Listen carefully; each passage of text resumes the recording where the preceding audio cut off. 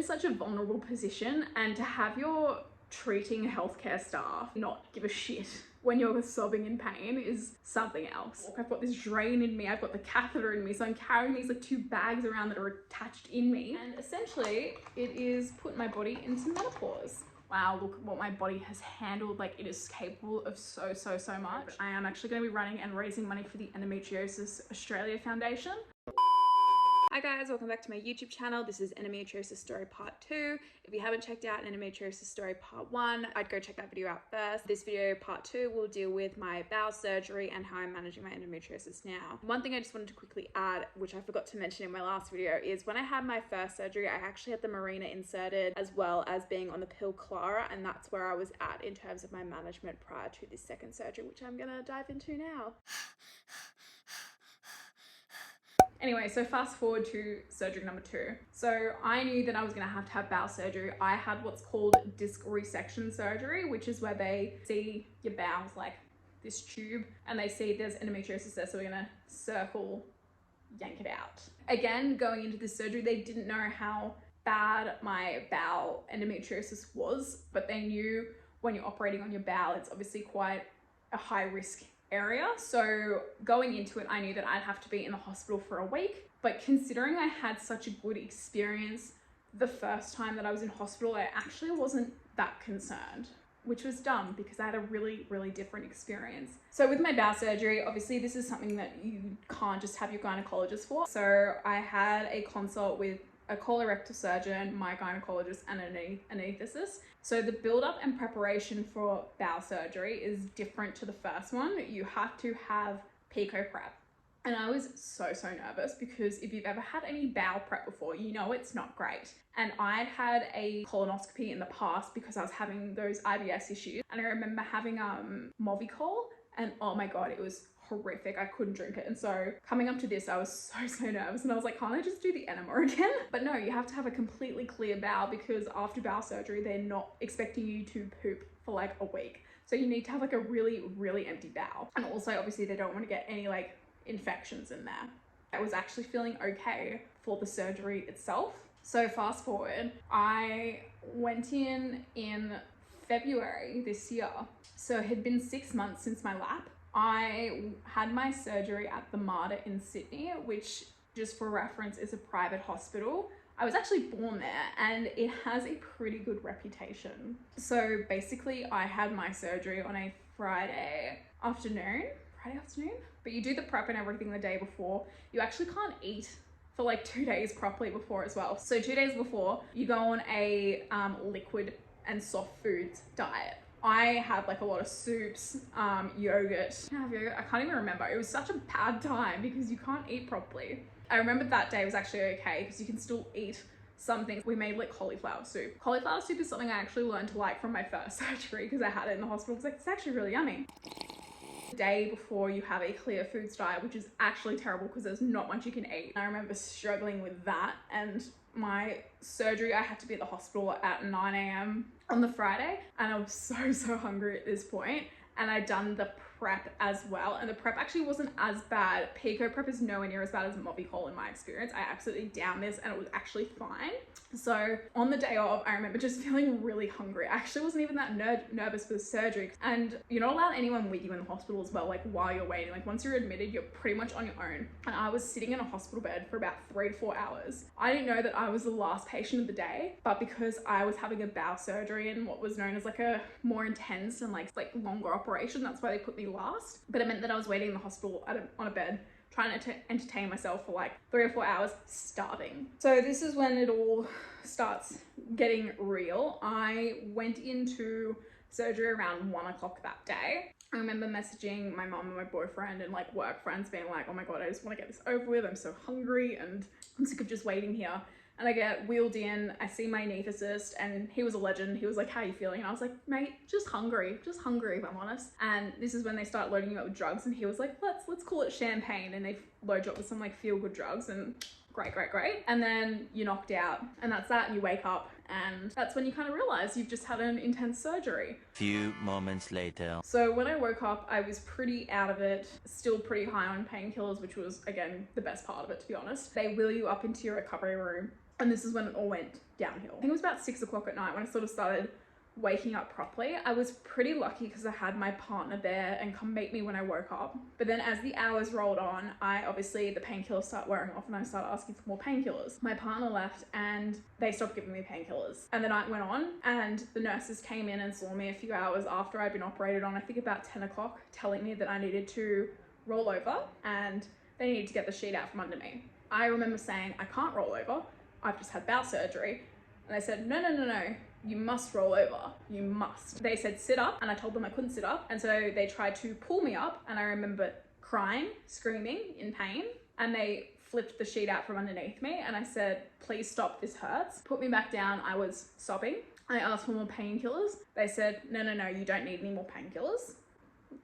I think eventually, honestly, it's a bit of a blur, but I remember getting some painkillers, but I remember just sobbing in my bed, being in so much pain. And the next day, I hadn't slept properly. I felt just awful. I felt like you can't explain it. You just feel so crap and gaslit, essentially. My surgeon came and saw me pretty early the next day, not before getting bloods tested. Every morning I got woken up with a blood thinner injection, which is really fucking painful, just FYI. Because obviously you're expected to stay in the hospital is like a week because I'm going to be pretty immobile. They obviously giving you blood thinner medication just to make sure you don't get any blood clots. Anyway, my surgeon came and saw me and he said, how are you going? And I was like, not good. And I remember trying to hold it together, being like, I'm not good, I'm in a lot of pain. And he's like, hey, can I come feel your stomach? And he tapped me like so lightly and I just burst into tears. Not that like it matters, but I don't know my doctor very well. And again, not that it matters, but he's a male. And I was just like, I just broke down like crying, literally like a 5-year-old girl, because I felt like that. I felt like a child who just was being treated like shit. And he was so like, oh my God, are you okay? And I was like, no, the nurses treated me like shit. I didn't get painkillers. I wasn't given any painkillers. They tried to roll me over. They sat me up while I was screaming to change the sheet underneath me, which was apparently very important to them. He was like, oh my God, I'm so sorry. They definitely shouldn't have done that. Like, I'll go talk to the head nurse and blah, blah, blah. That was the first thing. My anaesthetist texted me apologizing as well, saying he said on my chart to obviously give me strong painkillers, considering I just had a 4-hour bowel surgery. 4 hours I was out. So that was the first day. I remember my boyfriend and my mum came and saw me and I was just like miserable. I couldn't believe it. And my mum in particular was so outraged, which was great. You're in such a vulnerable position, and to have your treating healthcare staff basically not give a shit when you're sobbing in pain is something else. Sadly, despite the fact that my doctor spoke to the head nurse, my experience did not improve that much. I remember slightly getting more medication, but it was very restricted. For my first surgery at St. Luke's, the nurse there was like a legend. She was like, honey, while you're in the hospital, you can get whatever the fuck you want. But it was so restricted at the Mater, and I was getting like not enough to keep me feeling like I'm not in pain. I was just in pain all the time. It was good when I had someone visit me, because both my mum and my boyfriend would stand up for me when a nurse was obviously like not being great. And I remember as well when I buzzed for help, because I needed help to move at this point, like early, and like I could barely sit myself up. I would buzz and I'd take about half an hour to an hour for someone to come. And so my mental health really deteriorated during this point. I was meant to be in the hospital for a week, and the rule was with my doctor is I'm not allowed to leave until I pass a bowel movement, which they don't want you to do straight away. Like, they want it to be close to a week before you actually do that, to give your insides like time to heal. But he was like, once you pass bowel movement, you can leave. I was like, I need to get the fuck out of here. I had a drain in my stomach as well, to make sure that like nothing other than like no fecal matter or anything like that got into my stomach, because that is the high risk with bowel surgery. I ended up getting out on day 5. I managed to pass a bowel movement that morning, and I was like, can I please leave? And the nurse I had at the time was actually not too bad, and she was like, I'll check in with your doctor. Doctor was like, if you're happy to, you can leave. Oh, when the drain comes out, it is next level painful. No one prepares you. The nurse I had even though she wasn't that bad, she was like, it's not too painful, it's just uncomfortable. She lied. Luckily, my boyfriend just got there at the time it was coming out, so I remember holding his hand and screaming. And we had to do it in like 3 parts because apparently the drain was like legitimately like super, like probably not that long, but like really, really long. And so pulling it out, no, it was bad. I remember my boyfriend saying like it was never ending, like it just kept coming. And at this point, like I was pretty low, like I just felt crappy. I felt like I was in pain all the time. I felt like everyone thought I was just a wuss because I was constantly whinging about my pain. Actually, just stepping back a little bit, on day 3 or day 4, my mum was visiting me. And at this point I think I'd had 1 proper shower. And I think it was end of day 3 that I was like, I need to look after myself here. So I want to have a shower, and I buzzed for help, and my mum was there and I buzzed for help. No one came. Like literally, I think it was like 10 or 15 minutes after buzzing, I was like, this is fucking ridiculous. I'm just gonna go take myself and have a shower. I was like, Mum, help me up. And Mum was like petrified, but she got me up. And you have a little seat that you can sit in the shower. So I was like, Mum, just, if I fall, catch me, and I'm gonna do this by myself. And I sat myself down in this thing. Keep in mind, I can barely walk. I've got this drain in me. I've got the catheter in me. So I'm carrying these like 2 bags around that are attached in me, and sitting myself and just quickly like giving a quick once over with the shower. I think I had some wipes and was trying to like sanitize myself. And then I got out and Mum helped me get dressed again. And I sat on the chair and I was like, whew. The nurse came in and just to change my sheets, didn't even realize that I'd buzzed, and looked at me sitting down. She was like, oh, have you moved today? Have you been out of bed? Like you need to be out of bed for a while to, you know, get things moving. And I was like, honey, I've literally just given myself a shower because no one came to help me. Anyway, that's enough whinging. That was my 2nd trip to hospital. That was my bowel surgery. It was not great. I wouldn't recommend the MARTA to anyone, but that's just my experience. Thankfully, I have an amazing, amazing partner who looked after me when I came home. So if you are going to hospital, you need to have support with you, because if things don't go right, you need to have people to lean on, and I'm very fortunate that I did. After I came out of hospital as well, not surprisingly, they didn't really give me any pain medication. They gave me 10 Palexias to get me through 5 days after surgery. Yeah, it was bad, man. It was so bad.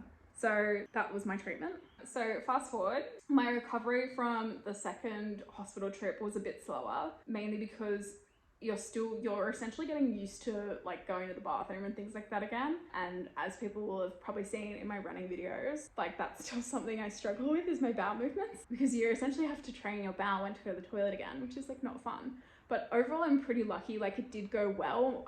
They managed to remove a lot of my endometriosis, and in fact, I think they removed all of it. But what they did say, unfortunately, is after my 2nd surgery, there was significant regrowth of the endo in my uterus between the 1st and 2nd surgery, to the point where pretty much everything they removed in my uterus from the 1st surgery had grown back. What they know is that I have a very aggressive form of endometriosis.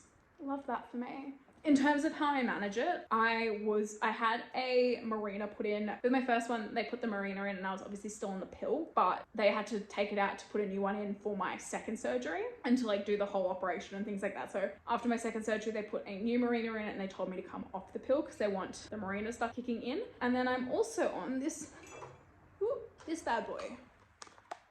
So this is the other medication that I'm currently taking to manage my endometriosis. Basically, this is a nasal spray. I do 2 sprays in the morning and 2 sprays at night. And essentially, it is putting my body into menopause. I feel like I'm really low energy now after telling that hospital story. Anyway, so that nasal spray has put my body into menopause, which I know sounds really, really dramatic. And I remember being very freaked out at the thought of it.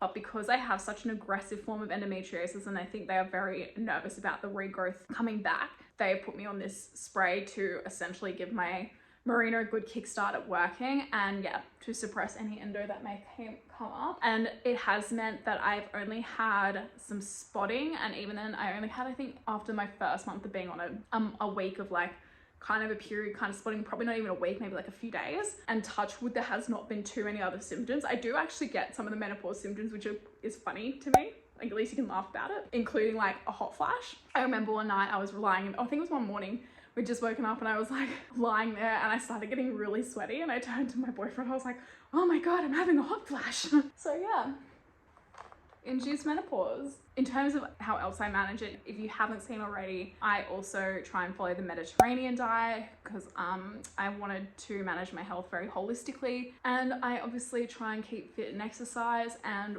during my week after my second hospital trip, I was watching a lot of content, including like Lucy Davis and Nutty Foodie Fitness, and that really is what inspired me to start running. And now, touch wood, with this nasal spray, my ability to work out has been a lot better because I don't have the symptoms associated with the endometriosis at the moment. So I've been actually very lucky that I can kind of just dive straight back into it when my body was healed. I do try and manage my health pretty holistically in general now. Yeah, I don't like relying on the healthcare system. I don't like relying on the doctors. And I think it's very difficult. You're so used to being told your pain is not a thing and no one believes you, which is really, really shitty. So on one hand, when you get your diagnosis, it's really, really validating. But on the other hand, it comes with the whole next steps and it's really hard. And anyone who has to go through that, I really, really feel for you. I'm very goal driven, and I think while all of this is going on, I try and focus on the positive things and I try and challenge myself, and hence my running journey and my goal for running the London Marathon. That is keeping me going and keeping me going like, wow, look what my body has handled. Like, it is capable of so much. So when I run the London Marathon, I'm going to include a link in the description box below, but I am actually going to be running and raising money for the Endometriosis Australia Foundation. Obviously, endometriosis has played such a big role in my life. It's been the better part of like 11, 12 years of me having pain and problems and being told that I'm not like, it's not a thing and it's not real and what I'm experiencing is not real. So yeah, I think getting the message out there, making sure that people are aware and knowing that there are people going through it with you, like you are not alone, I think is really, really important. The reason I called myself the endo athlete is to show that someone in my position who has gone through an incredible health journey and wellness journey, particularly with the endometriosis, is capable of doing great things. And for me, that is throwing my energy and, you know, achieving my goals in the health and fitness space. So yeah. Thank you so much for watching. I hope this video was helpful. I hope, you know, someone can watch this and relate and just know that you're not alone. And if you are seeking a diagnosis currently, keep pushing because you know your body better than anyone. And yeah, your pain is real. You are completely valid in that. I'm here for you. Always can message me on my Instagram if you want to talk anything endometriosis, because yeah, I've been there. Anyway guys, thank you so much for watching. Please be sure to subscribe to my channel. We do all the things together, so follow along.